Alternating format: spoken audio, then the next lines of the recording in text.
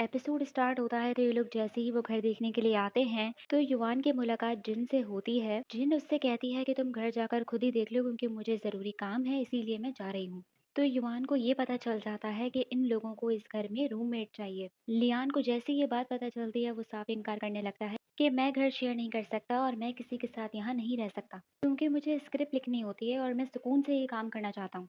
तो ये दोनों लियान को यहीं रहने के लिए मनाने लगते हैं कि तुम्हारे पास इससे बेहतर और कोई जगह नहीं है और ये सस्ता भी है इसीलिए तुम एडजस्ट कर लो। तो लियान मुंह बनाता हुआ जबरदस्ती जब अपना रूम देखता है, टेरेस देखता है, तो उसे अपने बचपन की याद आने लगती है कि इसकी अम्मा अब्बा की भी ख्वाहिश थी कि वो लोग ऐसे ही किसी घर में रहें। इस जगह को देखकर इसे अपने पेरेंट्स की याद आने लगती है इसीलिए ये मान जाता है यहाँ रहने पर। दूसरी ही तरफ रात के टाइम जिया के पास कोई शख्स आता है जिससे जिया ने पहले पैसे वगैरह लिए होते हैं। इसीलिए ये हमेशा इसे तंग करने आ जाता है कि मुझे मेरे पैसे लौटाओ, जबकि ये हर महीने इसे पैसे देती है मगर फिर भी इसने इसका जीना हराम किया हुआ है। और यहाँ पर भी उससे पैसे छीनने लगता है, उसके साथ बदतमीजी करने लगता है कि इतने में ही वहां पर लियान आ जाता है और जैसे ही उस बंदे पर चिल्लाता है तो वो डर के मारे भाग जाता है। लियान जैसे ही जिया को देखता है तो उसे पहचान जाता है कि अरे तुम तो वही हो जिसने उस बंदे को सुसाइड करने से बचाया था। इसीलिए इसकी भी हेल्प करने लगता है कि मैं अभी पुलिस को कॉल करता हूँ और उस बंदे को पकड़वाता हूँ जो तुम्हारे साथ अभी बदतमीजी कर रहा था। मगर जिया उसे मना कर देती है कि तुम मेरे मामलात में इंटरफेयर ना करो और उसे थैंक्स कहकर वहां से चली जाती है। और लियान उसी रात को उसके घर में शिफ्ट हो जाता है। मगर मजे की बात तो ये होती है कि दोनों को ही नहीं मालूम होता कि ये दोनों एक साथ रूममेट बन चुके हैं। लियान सोचता भी है कि मैं जाकर अपनी रूममेट से मिलता हूँ मगर फिर नहीं जाता ये सोचकर कि अभी तो आधी रात हो रही है, कल सुबह मिल लूंगा। वहां जिया को पता ही नहीं होता कि उसके घर में कोई शिफ्ट भी हो गया है। वो बड़े मजे से किचन में पानी पीने के लिए आती है तो उसे लियान की आवाज आने लगती है क्योंकि लियान की तो आदत होती है अपनी स्क्रिप्ट राइटिंग करने के साथ साथ सारे डायलॉग्स खुद बोलने की, एक्टिंग करने की। तभी वो आधी रात को शुरू हुआ होता है।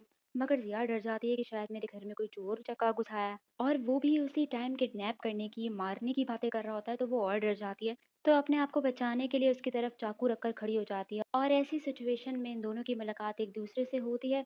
पता चल जाता है दोनों को कि एक दूसरे के रूममेट हैं। इसीलिए जिया से लड़ने लग जाते हैं कि एक तो आपने हमें बताया नहीं कि रूममेट लड़का होगा और दूसरी बात कि ये रातों में अजीबो गरीब बातें करता है। तो जिया इन्हें समझा देता है कि ये स्क्रीन राइटर है तो जाहिर सी बात है कि एक माहौल बनाकर ये काम करना चाहता है। वैसे भी सारे एग्रीमेंट बन चुके हैं, रेंट भी अदा हो गया है, तो लियान को यही रहने दो। अब काफी मनाने के बाद जिया मान जाती है। अब रात को लियान फिर से अपनी कहानी कंटिन्यू करता है। फीमेल लीड को जब ये मुकम्मल तरीके से बचा लेता है उन गुंडों से और जब ये कपड़ा हटाकर देखता है तो वो जिया निकलती है। ये सोचकर लियान शॉक होता है कि मैं फीमेल लीड पर जिया को क्यों इमेजिन कर रहा हूँ, मगर सोचता है कि चलो जाने दो, ये भी वैसे बुरी नहीं है। और पूरी रात बैठकर शोर शराबे कर रहा होता है जिसकी वजह से जिया सो नहीं पा रही होती, इसीलिए चिल्ला रही होती है उसके ऊपर कि क्या तुम अपना ये शोर बंद कर सकते हो। अब वो अपनी इस स्टोरी में इतना खो जाता है कि ख्वाब में भी वही देख रहा होता है कि जब वो अपनी फीमेल लीड को बचा लेता है तो वो उठ नहीं रही होती, बेहोश होती है। तो वो उसे सीपीआर देने लगता है। अपने ख्वाब में ये ऐसी चीजें सोच रहा होता है कि जैसे ही इसकी आंख खुलती है तो एम्बेरस होने लग जाता है कि ये सब मैं क्या सोच रहा हूँ। अब बाहर जिया कैंडल जलाकर बैठी होती है तो लियान आकर उसकी कैंडल बुझा देता है कि क्या तुम ये जलाकर मेरा दम घोटना चाहती हो, मैं अस्थमा का पेशेंट हूँ। वो सॉरी कहने लगती है कि मुझे मालूम नहीं था। दूसरी ही तरफ जिया अपने बॉस से साफ कह देती है कि मैं अब और इस कंपनी में काम नहीं कर सकती क्योंकि जितना मैंने करना था कर लिया, इसीलिए मैं रिजाइन दे रही हूँ, मैं अपना और कुछ करना चाहती हूँ। साफ उससे कहकर चली जाती है। यंग भी उसे और कुछ नहीं कह पाता, बस इसे बुरा लग रहा होता है। अब जिया अपनी एक पेशेंट को घर में ही ट्रीट कर रही होती है। पूरा उसने माहौल बनाया हुआ होता है मगर उसके सारे काम पर पानी लियान फेर रहा होता है क्योंकि वो जोर जोर से सोते में खराटे ले रहा होता है कि जिसकी वजह से उसके काम में डिस्टरबेंस हो रही हो कि जिसकी वजह से उसके काम में डिस्टरबेंस हो रही होती है। इसीलिए वो उस पर चिल्ला रही होती है कि क्या तुम अपने ये खराटे बंद कर सकते हो, मेरा काम खराब हो रहा है। मगर वो तो गहरी नींद में सो रहा होता है। उसे कोई खबर नहीं होती कि कौन क्या कह रहा है क्या नहीं कह रहा। वो खुद ही गुस्सा कर कर चली जाती है।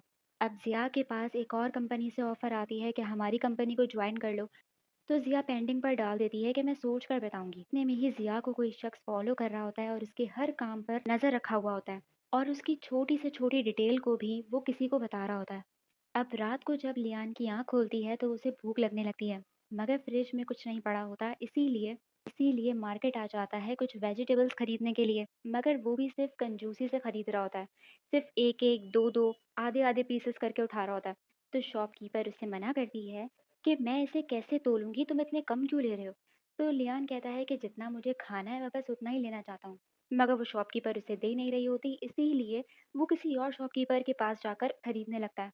तो वो शॉपकीपर इसे उतने ही वेजिटेबल्स देने लगती है जितना कि उसे चाहिए, इसीलिए उस शॉपकीपर को चढ़ा-चढ़ा कर, दिखा-दिखा कर ले रहा होता है। दूसरी ही तरफ ज़िया लियान से बात करना चाह रही होती है तो रात में इसे मौका मिल जाता है कि अगर हम एक दूसरे के साथ रह ही रहे हैं तो कुछ रूल सेट कर लेते हैं। उसे कहती है कि मैं सुबह-सुबह काम करती हूँ, मेरे पेशेंट्स आते हैं यहाँ, तो मुझे डिस्टर्बेंस नहीं चाहिए। तो लियान कहता है कि हाँ कोई बात नहीं, वैसे भी मैं उस टाइम सो रहा होता हूँ, तुम डिस्टर्ब थोड़ी होगी। वो उससे कहती है कि तुम्हारे जो खर्राटे हैं ना वो पूरे घर में गूंज रहे होते हैं, इसीलिए तुम्हें इस पर भी काम करना होगा। ये सुनते ही लियान की शक्ल जो शॉक होती है वो देखने वाली होती है, फिर भी कहता है कि ठीक है मैं कॉपरेट करूंगा, कोशिश करूंगा कि खर्राटे ना लूं। अब एक और मसला भी इनके साथ होता है कि वॉशरूम सिर्फ एक ही होता है, वो भी जिया के रूम में।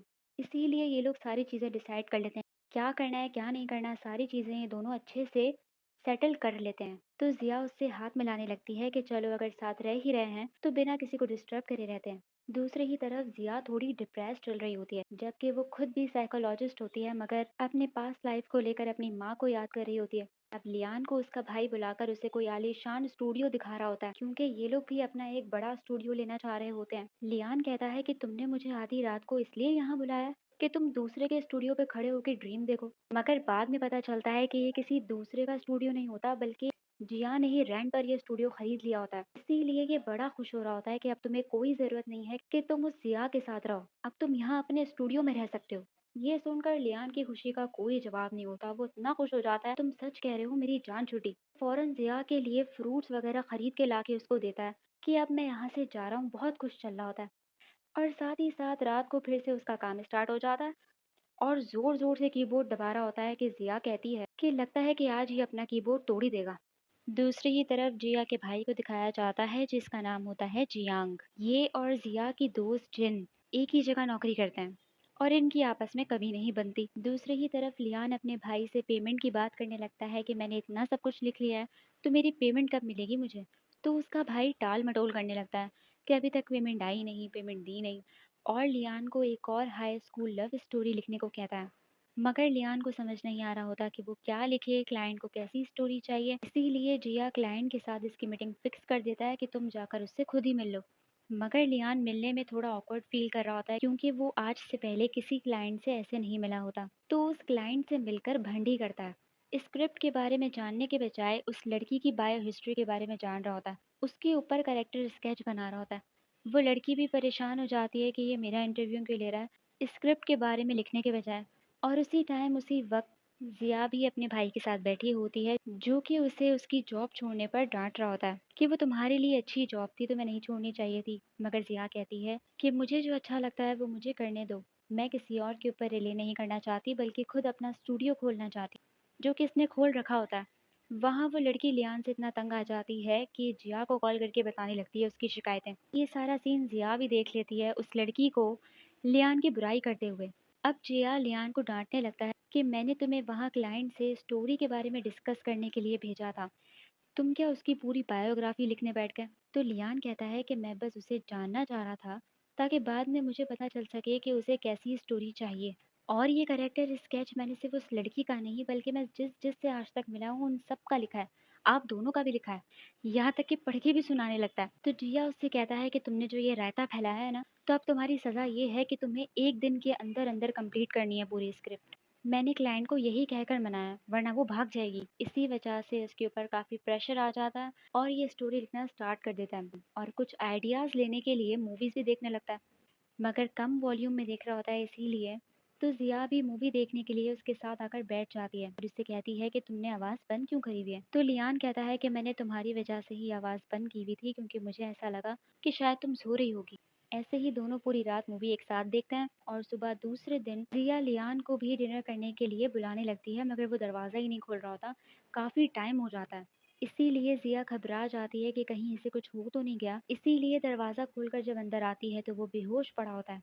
इन लोगों के उठाने पर भी वो नहीं उठता, इसीलिए इसकी दोस्त इसे मशवरा देती है कि तुम इसे सीपीआर दो। ज़िया वैसी पैनिक हो रही होती है, उसे बस उसकी जान बचानी होती है, इसीलिए जैसे ही उसे सीपीआर देने के लिए उसके पास आने ही लगती है कि इतने में उसकी आँख खुल जाती है। और इस सीन से उसे अपनी स्टोरी का सीन याद आता है कि जब वो फीमेल लीड को सीपीआर देने ही वाला था, तो उसकी भी आँख खुल जाती है। यहाँ इन दोनों के लिए ही बहुत ही एम्बैरेसिंग मोमेंट हो जाता है। अब दूसरी ही तरफ दिखाते हैं कि ज़िया से मिलने के लिए उसके घर पर यैंग आ जाता है। ज़िया उसे बिल्कुल भी फ्री नहीं करा रही होती, उसके गिफ्ट्स एक्सेप्ट नहीं कर रही होती, मगर वो फिर भी उसके पीछे पड़ा रहता है।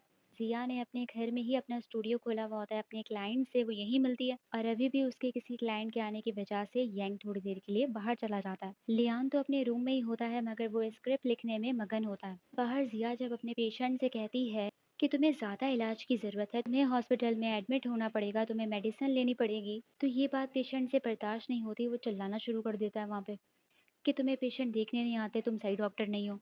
इनकी चिल्लाने की आवाज़ें लियान को भी आ रही होती हैं, मगर उससे कोई फ़र्क ही नहीं पड़ता। वो इनको अवॉइड करने के लिए कान में हेडफ़ोन्स लगा लेता है कि बस मुझे मेरे काम में डिस्टर्ब कोई ना करे। वहाँ ज़िया क्लाइंट के पीछे भागती हुई चली जाती है। यैंग जब उसके रूम में आता है तो अपना गिफ्ट गिरा हुआ देखकर उठाने लगता है। वहाँ लियान बड़े मज़े से अपनी स्टोरी लिख रहा होता है, मगर एकदम से उसे वॉशरूम आने लगता है। इसीलिए उसे बाहर आना ही पड़ता है और उसकी मुलाकात यैंग से हो जाती है। लियान को इतने मज़े से ज़िया के घर में घूमता देखकर यैंग की हालत ख़राब हो जाती है कि ये क्या चक्कर है, ये लड़का कौन है? और लियान के रूम को आकर चेक करने लगता है, जिससे इसे ये पता चल जाता है कि ये ज़िया के साथ ही रहता है। ये देखकर इसकी बहुत हटती है। वहाँ लियान बड़े मज़े से वॉशरूम तो चला जाता है, मगर बाद में पता चलता है कि टिश्यू तो होते ही नहीं है। तो कहता है कि लो हो गया काम। और यही एपिसोड ख़त्म हो जाता है। तो आप लोग मुझे बताइए, आप लोगों को एपिसोड कैसी लगी?